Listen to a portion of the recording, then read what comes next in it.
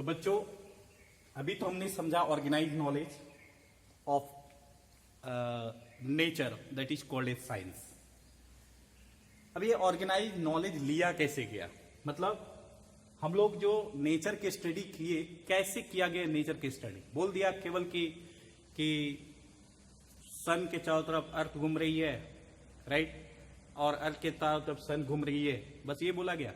नहीं, उसके बारे में बताया गया है ना। पहले तो ऑब्जर्व किया होगा, है ना जी, कि ऑब्जर्वेशन किया होगा बहुत दिनों तक, सैकड़ों वर्ष तक, है ना, कि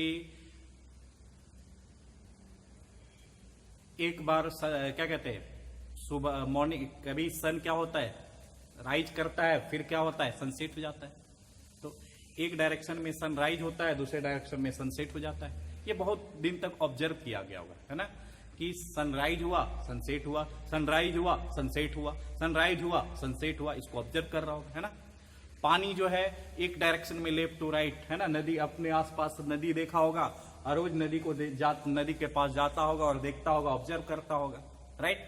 क्या ऑब्जर्व करता होगा कि नदी लेफ्ट टू राइट बह रही है, आज नदी लेफ्ट टू राइट बह रही है, आज लेफ्ट टू राइट बह रही है, चलते हैं कल देखेंगे हो सकता है राइट टू लेफ्ट बहे, है ना। तो ऑब्जर्व किया गया, तो डेली उसको यही मिला कि नदी जो है लेफ्ट टू राइट बह रही है। क्लियर। बॉल को ऊपर फेंका, ऊपर फेंक रहे, ऊपर क्यों नहीं जा रहे, नीचे ही आ रहे, बहुत बार फेंका, 100 बार 200 बार, बहुत टाइम तक ऑब्जर्व किया गया, है ना, कि बॉल को ऊपर फेंकते नीचे ही क्यों आता है, ऊपर फेंकते नीचे ही क्यों आता है, ऊपर फेंकते नीचे ही क्यों आता है ना। तो नेचर की जो स्टडी हमने किया, हमने ये नहीं बोल दिया कि बॉल को ऊपर फेंके नीचे आ गया, अब क्यों आया, काहे हुआ, काहे आया, किस लिए आया, है ना, इसकी तो बात नहीं की, है ना। तो नेचर की जो स्टडी किया गया, है ना, जो ऑर्गेनाइज नॉलेज लिया गया नेचर के बारे में, तो बाय प्रैक्टिकल लिया गया, है ना, उसको प्रूफ किया गया, तब जाके लिखा गया, है ना। और वही चीज हम लोग स्टडी करते हैं किसमें, साइंस में। तो जो चीज प्रूफ हुआ होता है ना, उस चीज को हम लोग साइंस में स्टडी करते हैं। तो जिस लॉ को बनाने में, जिस यूनिट को बनाने में, है ना, लाखों वर्ष लगा होगा, सैकड़ों वर्ष लगा होगा, है ना, और उसको हम आसानी 2 सेकंड में समझ लेते हैं, है ना। ये लॉ है, यूनिवर्सल लॉ ऑफ ग्रेविटेशन है ना, फिर आर्किमिडीज प्रिंसिपल है, राइट। तो बहुत सारा प्रिंसिपल है, बहुत सारा लॉ है ना, समझ में भाई, फैराडे लॉ है, बहुत सारा लॉ है ना। हम लोग आसानी से 2 सेकंड में स्टडी कर लेते हैं, बट उसको, उस लॉ को बनाने में सैकड़ों वर्ष लगा होगा। समझ में आ रही बात। तो हम लोग जो भी साइंस में स्टडी करते हैं बाय प्रैक्टिकली, उसको प्रैक्टिकली प्रूफ किया रहता है, उसी को हम लोग स्टडी करते हैं। बिना प्रैक्टिकली साइंस किसी चीज को नहीं मानती है। समझ मेरी बात। जैसे कि मान लो किसी व्यक्ति को खांसी हुआ है, सपोज है खांसी हुआ है ना, तो क्या किया, कोई व्यक्ति गया, कोई व्यक्ति के पास गया, बोला कि मेरे को खांसी हुआ है, तो उसने बोला कि यहाँ पे तेल लग क्या करो, एक ऑयल लो, कौन सा ऑयल, जो खाते हैं ऑयल, राइट, वो ऑयल लो और गले में लगा लो, ठीक हो जाएगा। तो ऑयल लेके गले में जो ऑयल हमने लगाया और हमारी खांसी ठीक हुई कि नहीं हुई, आई डोंट नो, बट हमने ऑयल लगा लिया। अब क्यों लगाए, क्यों खांसी ठीक हो, क्या रीजन है, ऑयल में क्या है जिसके कारण खांसी ठीक हो जाएगा, है ना। तो ये नहीं बताया, बस बोल दिया ये काम कर लो, आसानी से हो जाएगा। अब वो काम करने से क्या होगा और क्यों वैसा हुआ, है ना, इस चीज का प्रेडिक्शन नहीं किया गया, राइट। तो हम उसको बोलेंगे अंधविश्वास। क्या बोलेंगे, अंधविश्वास। जैसे अब सोमवार आ रहा है ना, सोमवार को शिव जी का पूजा होता है, तो शिव जी के पास सोमवार आया, शिव जी के पास गया और दूध लेके दूध ढाल दिया, कहां पे, शिव जी, राइट। तो शिव जी के मंदिर में दूध को ढाल दिया। अब दूध डालने के बाद क्या होगा उसको पता नहीं, है ना, और क्यों डाले दूध उसको पता नहीं, राइट। तो ये हमारा क्या है, श्रद्धा, है ना, ये हमारा श्रद्धा है कि हम शिव मंदिर में जाके दूध को डाल दिए। अब क्यों डाले, काहे डाले, क्या रीजन है, क्यों, क्या होगा उससे, है ना, आई डोंट नो। समझ। तो ये साइंस नहीं मानता है, साइंस इस चीज को नहीं मानता है, अंधविश्वास को नहीं मानता है। साइंस मानता है प्रैक्टिकल, साइंस मानता है प्रैक्टिकल चीजों को। साइंस कभी भी अंधविश्वास को नहीं मानता है, किसी श्रद्धा को नहीं मानता है, राइट। तो साइंस क्या मानता है? Only practical. क्लियर? समझ मेरी बात?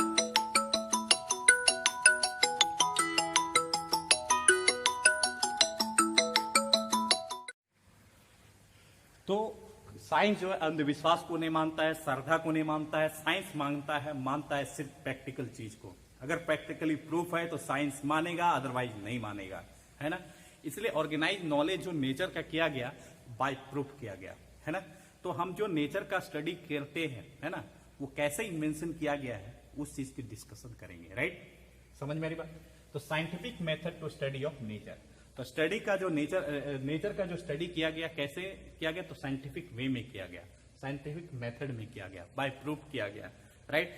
बाय प्रूफ लॉ बनाया गया, है ना। समझ मेरी बात?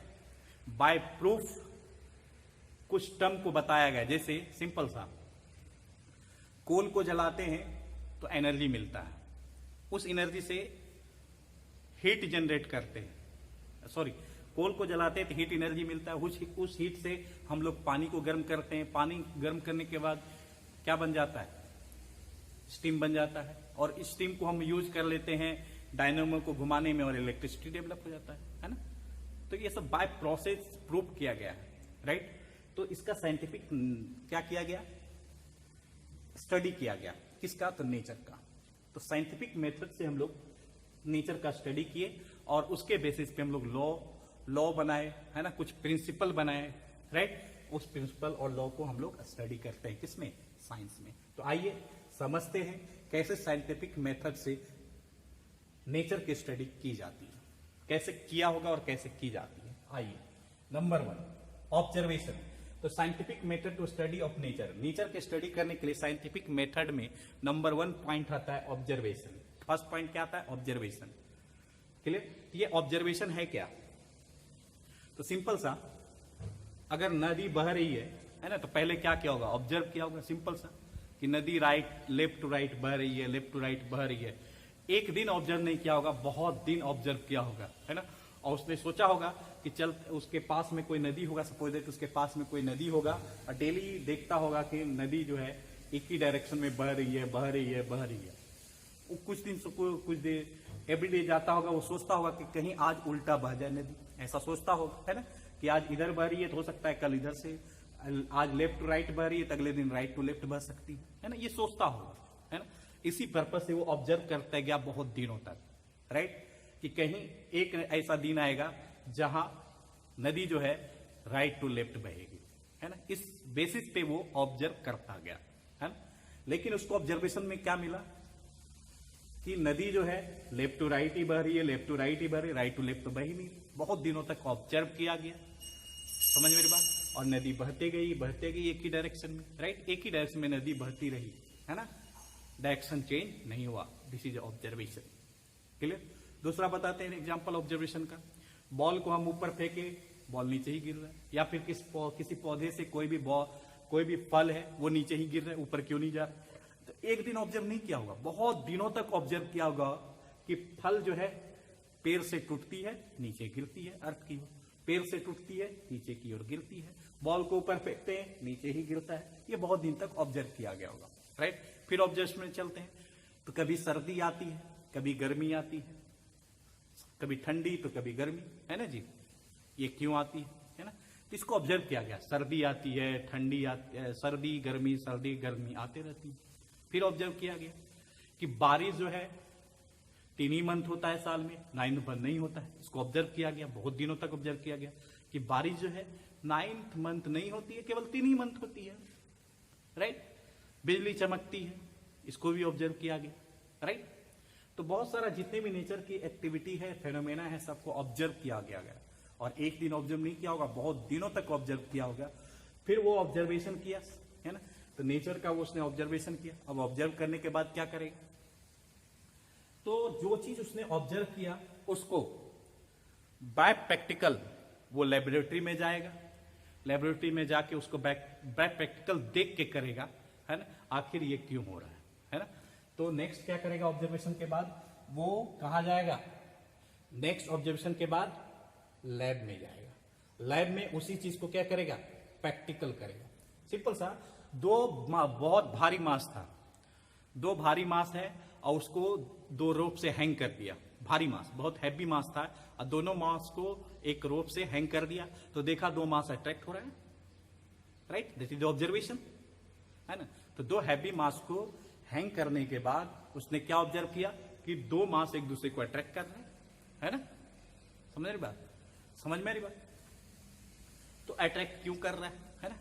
तो ये क्या हुआ कि मतलब जो ऑब्जर्व क्या किया उसने कि एक कोई फल था पौधे का और वो नीचे गिर रहे हैं, फल के पास भी मास है और अर्थ के पास भी मास है, जिसके कारण दोनों एक दूसरे को कोई फोर्स लगा रहा होगा, that is the observation, right. ये ऑब्जर्व कर रहा है कि गिर रहा है, बॉल को ऊपर फेंक रहे नीचे गिर रहा है, बॉल को ऊपर फेंक रहे नीचे गिर रहा है, बॉल को ऊपर, इट द ऑब्जर्वेशन। तो ये सब ऑब्जर्व किया गया। ऑब्जर्वेशन के बाद उसी चीज को प्रैक्टिकली लैब में प्रैक्टिकल किया गया, राइट। तो फिर लैब गया, लैब में कैसा प्रैक्टिकल किया, तो कंट्रोल्ड प्रैक्टिकल किया, कंट्रोल्ड एक्सपेरिमेंट किया गया, क्लियर। तो स्टडी ऑफ नेचर में साइंटिफिक मेथड क्या है हमारा, पहला मेथड है ऑब्जर्वेशन, पहले जो भी नेचर में एक्टिविटी हो रही है उसको ऑब्जर्व करो। दूसरा क्या है कि जो ऑब्जर्वेशन आपने किया उसी चीज को आप लैब में जाके उसका कंट्रोल्ड एक्सपेरिमेंट करो, क्लियर। समझ रही बात, समझ में आ रही बात। क्योंकि सनराइज भी होता है, सनसेट भी होता है ना। ऐसा क्यों होता है कि एक बार सनराइज होता है फिर सनसेट हो जाता है कुछ टाइम के बाद, ऐसा क्यों, दैट इज द ऑब्जर्वेशन, है ना। उसी चीज को कंट्रोल एक्सपेरिमेंट करो। कैसे कंट्रोल एक्सपेरिमेंट किया जाएगा, ये बहुत इंपॉर्टेंट पॉइंट है ना। कंट्रोल एक्सपेरिमेंट ऑब्जर्वेशन नंबर 1, हमने क्या देखा, नदी जो है लेफ्ट टू राइट बह रही है ना। तो अब वो लैब में गया, लैब में क्या किया, एक ट्यूब लिया, ट्यूब, और उस ट्यूब में पानी को क्या कर दिया, भर दिया, समझ मेरी बात। और फिर पहले ट्यूब को दोनों साइड से बंद किया हुआ था, फिर वो ट्यूब को दोनों साइड से ओपन कर दिया और ऐसे रखा। एक ट्यूब लिया, ट्यूब, और उस ट्यूब में पानी को क्या कर दिया, भर दिया, समझ मेरी बात। और फिर पहले ट्यूब को दोनों साइड से बंद किया हुआ था, फिर वो ट्यूब को दोनों साइड से ओपन कर दिया और ऐसे रखा ट्यूब को, पानी नहीं गिर रहा है, क्लियर, समझ मेरी बात। पानी अगर गिरेगा तो दोनों डायरेक्शन, इधर भी गिर रहा है इधर भी गिर रहा है, लेकिन उसको दिखाना क्या था कि एक ही डायरेक्शन में पानी बह रही है नदी में। तो उसने ट्यूब को क्या कर दिया, ऐसे ना रख के ऐसे रख दिया, थोड़ा सा टेढ़ा कर दिया। पहले ट्यूब ऐसे था, अब ट्यूब ऐसे है। ट्यूब के अंदर क्या है, पानी, पानी किधर बहने लगा, इधर से इधर बहने लगा।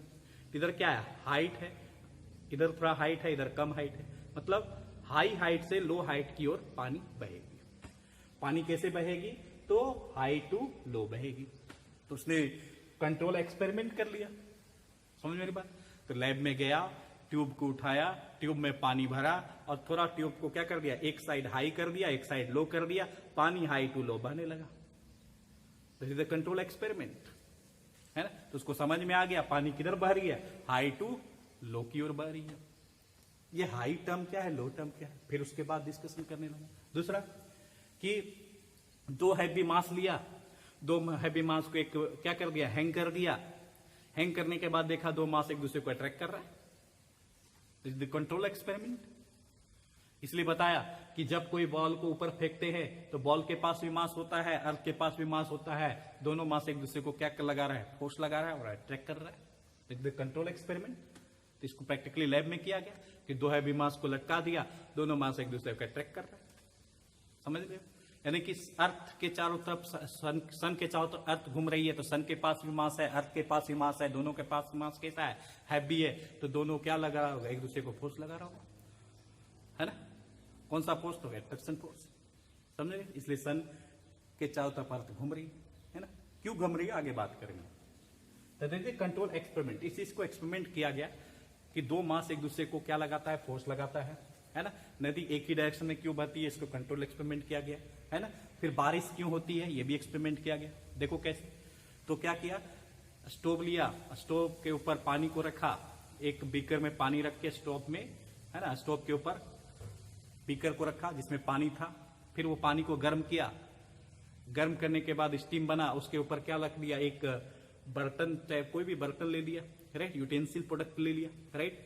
तो कोई भी यूटेंसिल प्रोडक्ट ले लिया, समझ मेरी बात, ढक्कन जिसको बोलते हैं, है ना, बर्तन का ढक्कन। तो स्टोव लिए, उसके ऊपर बीकर रखे, बीकर में पानी डाले, क्लियर, पानी डालकर उसको ही क्या किए, उस पानी को गर्म किए, गर्म करने पे स्टीम बना और स्टीम को एक प्लेट के ऊपर क्या कर दिए, वो स्टीम को एक प्लेट के ऊपर सेचुरेट कर दिए। जैसे सेचुरेट करते हैं तो कुछ टाइम के बाद देखते हैं वो वेपर क्या है, वो जो स्टीम है वो किस में कन्वर्ट हो गया, तो पानी में कन्वर्ट हो गया और फिर वो नीचे गिरने लगा। ऐसा होता है कि नहीं होता है ना, ऐसा होता है। तो वही रीजन है कि 9 मंथ जब गर्मी या सर्दी रहती है तो उसमें जो धूप होती है, उस धूप के कारण क्या होता है, पानी को क्या करता है, वो एयर के द्वारा पहले पानी क्या होता है, बॉयल होता है, बॉयल के बाद वेपर स्टीम बनता है और स्टीम की जो मास है यानी कि वेट है वो एयर के वेट से कम होता है, जिसके कारण वो ऊपर की ओर अट्रैक्ट हो जाता है और क्लाउड बनता है और बारिश होता है। समझ में, वही चीज यहाँ भी होगा कि स्टोव के ऊपर बीकर रखे, उसके ऊपर पानी रखे, पानी को बॉयल किए तो बॉइलिंग पानी किस में कन्वर्ट हो गया, तो स्टीम में कन्वर्ट हो गया और उस बीकर के ऊपर एक क्या रख दिए, एक यूटेंसिल प्रोडक्ट रख दिए या कोई बर्तन रख दिए, ढक्कन जिसको बोलते हैं ढक्कन रख दिए, तो ढक्कन के ऊपर वो वेपर किस में कन्वर्ट हो गया, पानी में कन्वर्ट हो गया, that is the cloud, right. तो वो वेपर क्लाउड में कन्वर्ट हो गया और पानी नीचे फिर गिरने लगा। तो बाय प्रैक्टिकली किया गया है ना, जो ऑब्जर्वेशन किया गया उसको कंट्रोल एक्सपेरिमेंट उसका किया गया। दूसरा कि देखो ये बल्ब है, ये मान लो कोई ऑब्जेक्ट है ना, तो ऑब्जेक्ट इसके बल्ब इसके चारों तरफ घूम रहा है, तो जब बल्ब यहां था तो ये पोर्शन क्या था, जब बल्ब यहां पे था, ये बल्ब है और ये कोई ऑब्जेक्ट है, समझ मेरी बात। तो देखो बल्ब यहां पे है, ये ऑब्जेक्ट है, तो अब बल्ब का लाइट यहां पर रहा है तो ये कैसा दिखेगा, डे दिखेगा। अब फिर ये घूमते घूमते यहां चला गया तो ये इधर क्या दिखेगा, फिर से ये क्या दिखेगा, नाइट दिखेगा, राइट। तो सन अर्थ के चारों तरफ घूम रहा है, किसी ने बताया, उसने एक्सपेरिमेंट करने लगा, है ना, कि सनसेट भी होता है, सनराइज भी होता है, ऐसा क्यों होता है ना, डे होता है, नाइट होता है, डे नाइट क्यों होता है। तो एक बल्ब लिया, एक कोई ऑब्जेक्ट ले लिया और बल्ब को इसके चारों तरफ घुमाने लगा, राइट। तो जब ये घूमते घूमते जब ये यहां आ गया तो पहले यहां बल्ब था तो ये डे था, जब बल्ब यहां आ गया तो ये नाइट हो गया, राइट। तो बल्ब और एक ऑब्जेक्ट लिया गया, बल्ब को उस ऑब्जेक्ट के तरफ चारों तरफ घुमाया गया, तो एक पार्ट बल्ब का क्या था, पहले डे था, कुछ टाइम के बाद क्या हो गया, फिर नाइट हो गया, लाइट चली गई तो नाइट हो गया, राइट। इस तरह से कंट्रोल एक्सपेरिमेंट किया गया, समझ रहे। तो सन के हमारे यहाँ डे भी होता है, नाइट भी होता है, क्यों होता है सबको समझ में आ गया, राइट, समझ रही बात। या फिर हो सकता है उसने किया, एक बल्ब को फिक्स कर दिया, ये ऑब्जेक्ट है, ऑब्जेक्ट को घुमाने लगे, ये बल्ब क्या है, सन, और ये क्या है, अर्थ, अर्थ इसके चारों तरफ घूमने लगा, राइट। जब यहां पे था तो डे था, इधर आया तो नाइट हो गया, क्लियर। ऐसे एक्सिस पे घूमता है, ये मान लो सन है, अर्थ अपने एक्सिस पे घूम रहा है, तो यहाँ पे दिखा जैसे जैसे घूम रहा है, यहाँ तक डे है, जैसे ये पार्ट आया, ये पार्ट क्या हो गया, हम मान लो यहाँ पे हम रह रहे हैं, अभी डे है ना, अब ये एक्सिस पे अर्थ घूम रही है ना, अब ये पार्ट पे लाइट पड़ेगी, ये पार्ट पे नहीं पड़ेगी, तो अब हम क्या महसूस करेंगे, नाइट, क्लियर। तो इस तरह से कंट्रोल एक्सपेरिमेंट किया गया, किसमें, कहां पे, लेबोरेटरी में, राइट। पहले ऑब्जर्वेशन, फिर क्या किया, कंट्रोल एक्सपेरिमेंट, समझ मेरी बात। थर्ड पॉइंट है साइंटिफिक मेथड का क्वालिटेटिव एंड क्वांटिटेटिव रीजनिंग। फिर ये क्यों हो रहा है उसका रीजन बताया गया, है ना। दो तरह का रीजन बताया गया, पहला है क्वालिटेटिव रीजनिंग और दूसरा है क्वांटिटेटिव रीजनिंग, है ना।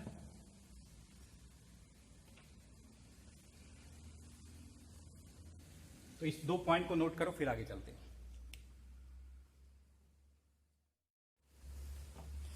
तो आइए, scientific method to study of nature में पहला ऑब्जर्वेशन किया गया, दूसरा लेबोरेटरी में उसी चीज को जो ऑब्जर्व किया गया उसको प्रैक्टिकली किया गया, और थर्ड पॉइंट पे प्रैक्टिकली करने के बाद, है ना, उसको कुछ निष्कर्ष निकला, क्वालिटेटिव रीजनिंग, है ना, रीजन बताने लगा, है ना, कि आखिर ये क्यों हो रहा है ना। क्वालिटेटिव दो तरह का रीजन बताया, क्वालिटी के रूप में और क्वांटिटी के रूप में, क्लियर। तो पहले क्वालिटेटिव की बात करते हैं, जैसे सन जो है, सन का लाइट आ रही थी और इधर से पानी का फुहारा दे दिए, ये सन का लाइट आ रहा है, यहां से पानी का फुहारा दे दिए, जैसे पानी का फुहारा इस पे दिए तो हमको इस सन का 7 कलर, यहाँ पे फुहारा में 7 कलर दिखने लगा। यहाँ पे अब सन का लाइट यहाँ है और यहाँ पे फुहारा दिया, तब पर भी वही 7 कलर यहाँ पे दिख रहा है वाटर पे, है ना। तो वाटर के ऊपर 7 कलर दिख रहा है ना। तब बताया गया कि सन के पास 7 कलर ऑफ लाइट होता है। समझ रहे हो? तो सन के पास कितने कलर ऑफ लाइट होता है? तो 7 कलर ऑफ लाइट होता है। कैसे? तो पानी का फुहारा, सन के लाइट की ओर पानी का फुहारा फेंका तो उसमें 7 कलर दिखने लगा। तो बता दिया दुनिया को, है ना, कि सन के लाइट में 7 कलर ऑफ लाइट होता है ना। समझ में बात? तो ये सब प्रैक्टिकली करके उसका क्वालिटेटिव रीजनिंग देने लगा। This is qualitative reasoning, right. समझ रही बात? क्वालिटेटिव रीजनिंग में ये भी है कि बर्फ, अभी जो हम पानी को बॉयल किए, बॉयल से स्टीम बना, और जिसमें हम स्टीम बनाए थे उसके ऊपर क्या रख दिए? एक बर्तन रख दिए, तो उस पर वो स्टीम किस में कन्वर्ट होने लगा? क्लाउड में, और फिर वो पानी नीचे गिरने लगा, राइट। तो हमारा क्वालिटेटिव है, क्लियर। तो बहुत सारा एग्जाम्पल है क्वालिटेटिव का। नेक्स्ट है क्वांटिटिव।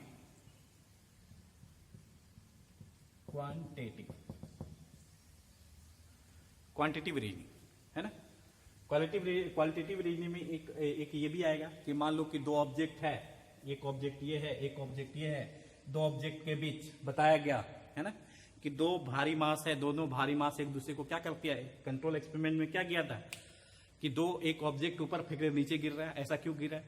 तो दोनों ऑब्जेक्ट के पास क्या है? मास है। जरूर दोनों एक दूसरे को क्या लगा रहा, कोई एक फोर्स लगा रहा होगा। उस फोर्स का नाम क्या दे दिया? Gravitational force. Qualitative reasoning. तो 2 ऑब्जेक्ट के बीच, यानी कि अर्थ किसी ऑब्जेक्ट को अपनी ओर अट्रैक्ट कर लेता है, तो जरूर अर्थ के पास कोई फोर्स है, उस फोर्स का नाम क्या है? ग्रेविटेशनल फोर्स, है ना। Qualitative reasoning. बट अब देखो क्वांटिटिव रीजनिंग क्या है कि मान लो 2 ऑब्जेक्ट है, एक मास m1, एक मास m2, राइट। डिस्टेंस r है। तो यहां पे बताया गया कि फोर्स क्या लगेगा? यहां पे जो फोर्स काउंट किया गया F1, लेकिन अब जो यही M2 ऑब्जेक्ट का डिस्टेंस अब R से R1 हो गया, है ना। तो पहले डिस्टेंस R था, अब डिस्टेंस R1 हो गया, तो फोर्स की वैल्यू क्या होगी? तो कम हो गई, है ना। तो यही हुआ कि 2 मास को एक दूसरे के नजदीक ले गए तो फोर्स ज्यादा लग रहा है, और दूर ले गए तो फोर्स कम लगा, है ना। तो कितना ज्यादा और कितना कम लगा? हो सकता है 2 टाइम्स कम लगा, 2 टाइम्स ज्यादा लगा। तो ये क्वांटिटी के रूप में जो वैल्यू आया वो हमारा कहलाएगा क्वांटिटिव रीजनिंग। समझ में आ रही बात? कि 2 ऑब्जेक्ट के बीच फोर्स कितना कम लगा, कितना ज्यादा लगा, एक क्वांटिटी के रूप में अगर हम रिप्रेजेंट करें तो उसको बोलेंगे क्वांटिटिव रीजनिंग। तो qualitative reasoning and quantitative reasoning समझ में आ गया। क्वालिटेटिव रीजनिंग में सिंपली प्रिंसिपल एक तरह से बताया जाएगा। प्रिंसिपल नहीं बोलो तो एक तरह से बोल सकते हैं हम लोग कि जैसे सन का लाइट, सन के पास क्या है? 7 कलर ऑफ लाइट, उसको क्वांटिटी के रूप में रिप्रेजेंट नहीं कर सकते, राइट। कितना लाइट है, कितना है, रिप्रेजेंट नहीं कर सकते, राइट। कि ये लाइट है, इतनी एनर्जी का, ये है, वो है, राइट। तो हमने सिंपल क्या कर दिया कि 7 कलर ऑफ लाइट किस में होता है? तो सन में होता है, क्वालिटेटिव रीजनिंग। अगर उसमें क्वांटिटी की बात करते हैं तो क्वांटिटिव रीजनिंग, राइट। कि 2 मास है, दोनों मास के बीच कौन सा फोर्स लगता है? ग्रेविटेशनल फोर्स लगता है, क्वालिटेटिव रीजनिंग।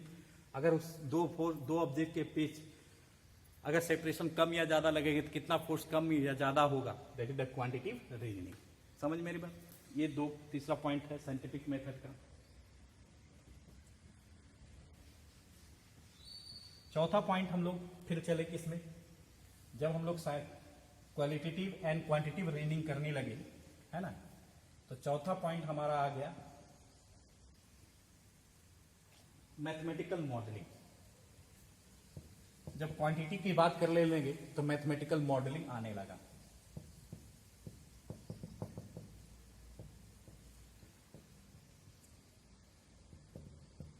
ये मैथमेटिकल मॉडलिंग है क्या? सिंपल सा, हमने तो दुनिया को बता दिया कि 2 ऑब्जेक्ट के बीच कौन सा फोर्स लगता है? ग्रेविटेशनल फोर्स लगता है, राइट। और फोर्स कम भी हो सकता है, ज्यादा भी हो सकता है, क्वांटिटी के रूप में हम रिप्रेजेंट भी कर सकते हैं। लेकिन उस क्वांटिटी को रिप्रेजेंट करने के लिए, उसका एक्यूरेट वैल्यू जानने के लिए हमको क्या चाहिए? मैथमेटिकल मॉडलिंग चाहिए। इसलिए 2 मास है M1 M2, और दोनों के बीच सेपरेशन कितना है, तो आर। तो ग्रेविटेशनल फोर्स क्या बना, capital G m1 m2 by R. देखते मैथमेटिकल मॉडलिंग, राइट, कि दो ऑब्जेक्ट के बीच, दो मासिव ऑब्जेक्ट के बीच ग्रेविटेशनल फोर्स लगती है। अगर ग्रेविटेशनल फोर्स लगती है तो उस ग्रेविटेशनल फोर्स का मैथमेटिकल मॉडलिंग क्या होगा, तो capital G m1 m2 by are. समझ में, पहले ऑब्जर्वेशन किया, फिर कंट्रोल एक्सपेरिमेंट किया, फिर उसके बेसिस पे क्वालिटेटिव एंड क्वांटिटेटिव रीजनिंग दिया, रीजन दिया, फिर जैसे रीजन दिया तो बाद में उसका मैथमेटिकल मॉडलिंग भी आने लगा कि अगर सेपरेशन दो ऑब्जेक्ट के बीच आर है तो कितना फोर्स लगेगा, अगर 2r हो जाएगा तो कितना फोर्स लगेगा, राइट, समझ रहे बात। तो क्वांटिटेटिव रीजनिंग का जैसे डेवलप हुआ तो वहां से मैथमेटिकल मॉडलिंग क्रिएशन आ गया। This is the scientific method. तो ये 4 नंबर ऑफ साइंटिफिक मेथड है जहां पे मैथमेटिकल मॉडलिंग की बात करते हैं। तो 3 स्टेप के बाद मैथमेटिकल मॉडलिंग आया। आप जो आसानी से आर यहां पे capital G m1 m2 by R, simple हम आर भी लिख सकते हैं, तो आर स्क्वायर क्यों लिखे, ये आर स्क्वायर क्यों लिखा गया, इसका भी रीजन है ना। आसानी से हम क्या दो ऑब्जेक्ट के बीच ग्रेविटेशनल फोर्स क्या है, कितना है कैलकुलेट कर लेंगे, लेकिन इसको बनाने में कितना टाइम लगा होगा आप सोच भी नहीं सकते हो। सैकड़ों वर्ष लगा होगा इस मैथमेटिकल मॉडलिंग को बनाने में। समझ में आ रही बात, समझ में आ रही बात। और हम 2 सेकंड में इसको स्टडी कर लेते हैं आसानी से, ठीक है। आर स्क्वायर ही क्यों हुआ, आर क्यों नहीं हुआ, इसका भी रीजन है ना। तो बहुत सारा रीजन है इसका, तब ये आर स्क्वायर बनाया गया इस पे, राइट, समझ रहे बात। तो ये सब हमारा मैथमेटिकल मॉडलिंग है, क्लियर। यहां तक समझिए, फिर आगे चलते हैं।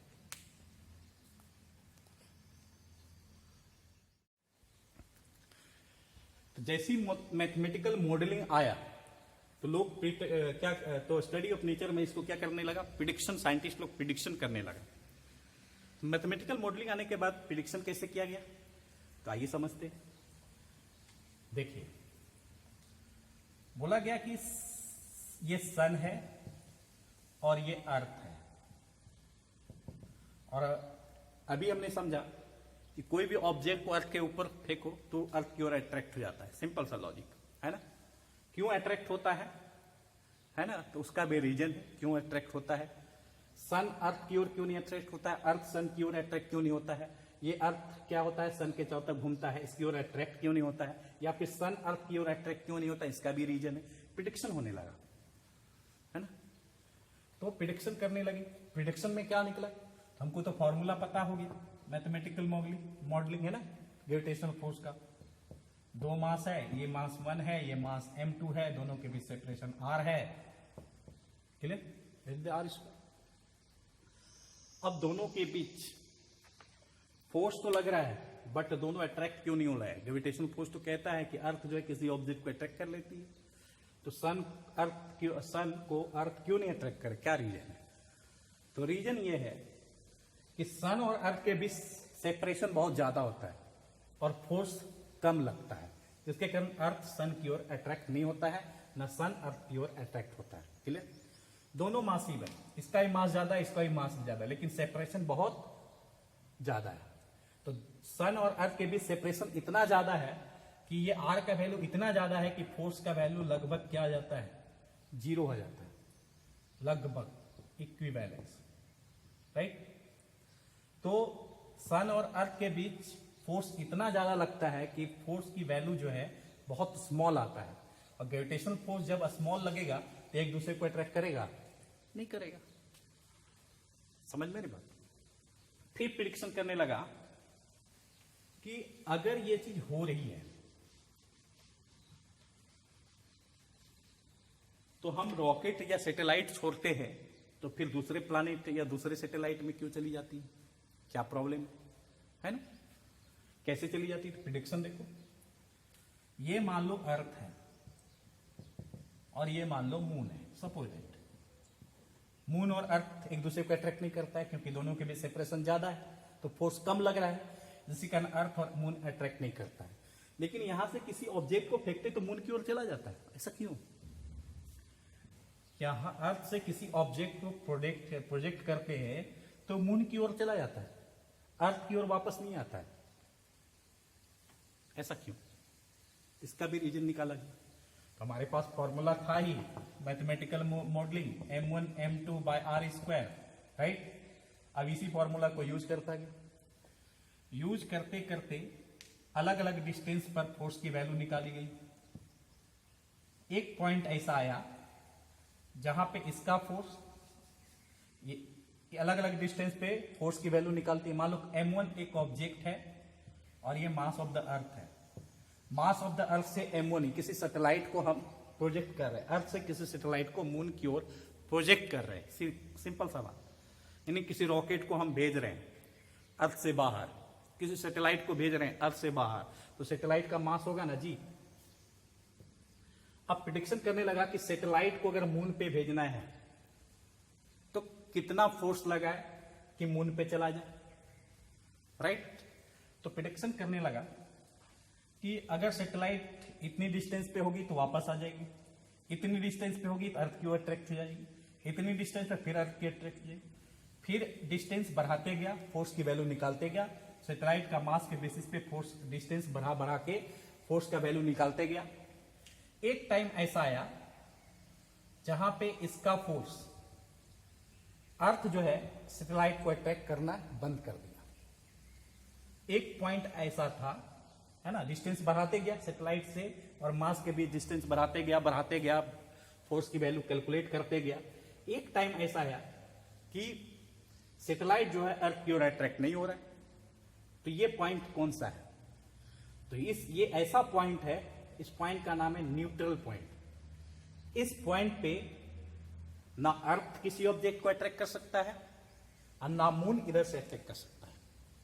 तो मून भी यहां तक, यानी मून का फोर्स और अर्थ का फोर्स दोनों इस पॉइंट पे क्या होता है? सेम होता है ना। अगर इस पॉइंट पे सैटेलाइट रहेगी, ना अर्थ इसको अट्रैक्ट कर पाएगा ना मून अट्रैक्ट कर पाएगा, है ना। समझ मेरी बात? तो नहीं अट्रैक्ट कर पाएगा तो ये क्या करेगा?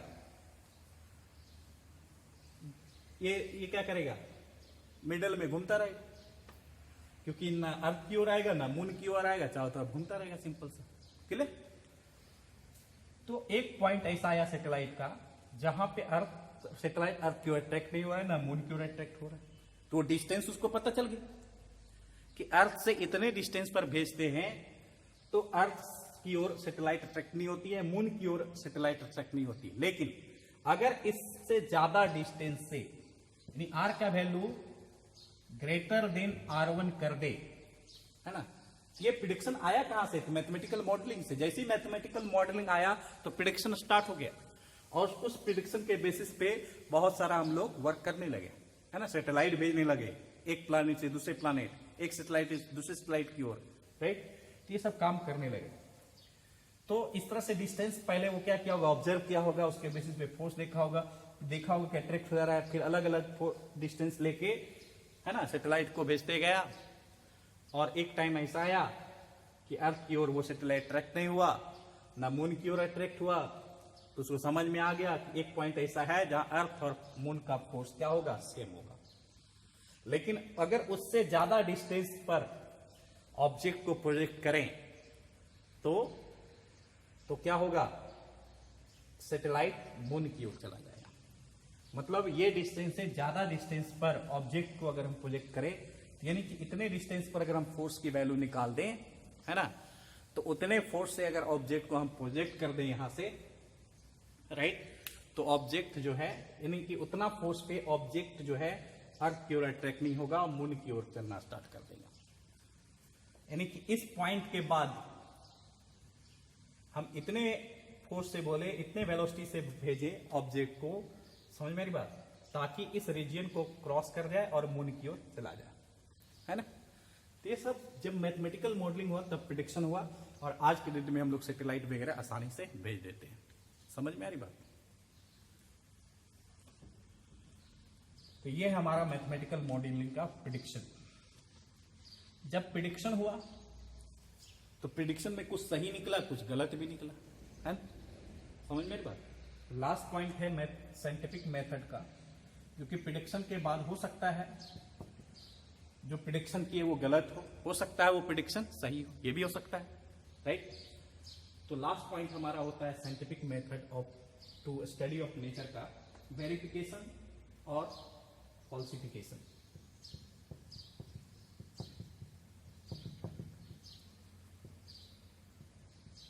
फॉल्सिफिकेशन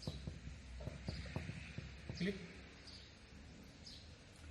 जब हम लोग प्रिडिक्शन करना स्टार्ट कर दिए है ना, तो उस प्रिडिक्शन की वैल्यू को, यानी कि ये जो वैल्यू है, ये मान लो जो फोर्स का यूनिवर्सल फोर्स जो मैथमेटिकल मॉडलिंग आया Gm1m2/r², इसका प्रिडिक्शन जब करना स्टार्ट किए, जब इसका वेरिफिकेशन करना स्टार्ट किए, राइट, तो हो सकता है जो चीज हमने नेचर के ऑब्जर्व किया, जिसका हमने प्रैक्टिकल किया, जिसका हमने क्वालिटेटिव एंड क्वांटिटेटिव रीजन दिया, राइट, और उस बेसिस पे जो मैथमेटिकल मॉडलिंग दिया, और जो हम प्रिडिक्शन कर रहे हैं, हो सकता है वो प्रिडिक्शन गलत हो, है ना।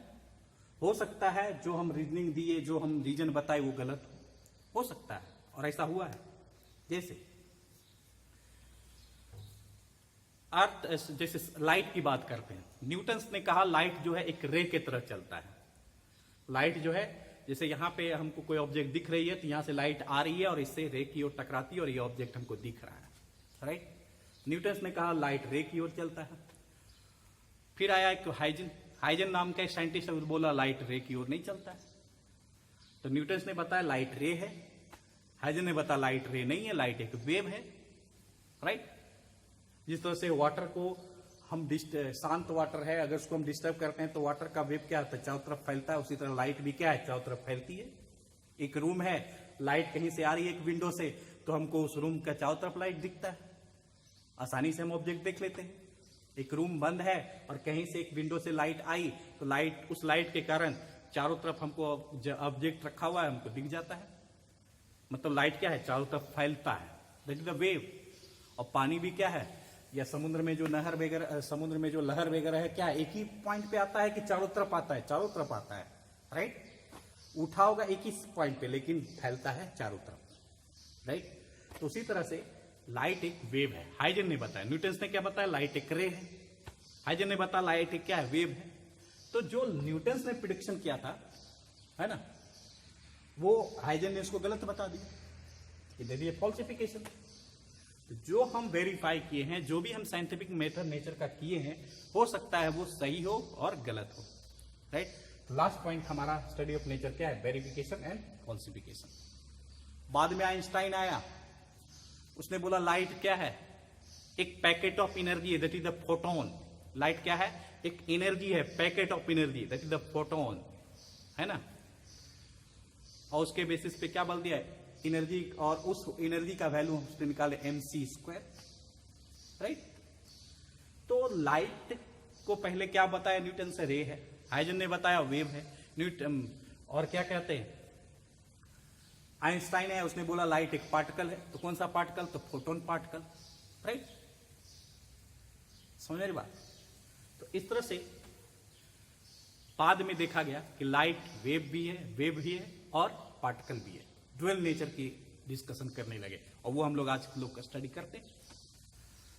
तो देखो लाइट का प्रिडिक्शन अलग अलग किया गया, कोई बोला रे है, कोई बोला वेव है। तीसरा आइंस्टाइन आया, उसने बोल दिया नहीं, लाइट एक पार्टिकल है, क्योंकि लाइट एक स्मॉल पार्टिकल का क्या है, एक पैकेट ऑफ एनर्जी है। उस पार्टिकल का नाम फोटोन है, राइट। और वो पार्टिकल टकराती है,